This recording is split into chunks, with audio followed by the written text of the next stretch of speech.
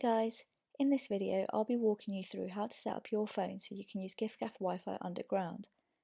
First, make sure you have the latest version of the giffgaff app. If you don't, you can download it from the Google Play Store or the App Store, depending on what device you have. Now, open up the giffgaff app and go to the settings menu and select Wi-Fi Extra. If you're an Android user, simply toggle the Turn on Wi-Fi Extra switch to on. If you're an iPhone user, you'll need to tap Install Wi-Fi Extra Settings. This will bring up a prompt where you'll need to select Allow to install the profile. Now tap Install, enter your passcode, and the profile will get installed in just a few seconds. Your smartphone is now set up for it, but you'll need to make sure Wi-Fi is turned on.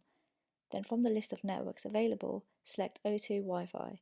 This will open up your browser where you'll need to select O2 from the drop-down list and you'll be connected. Nice and easy.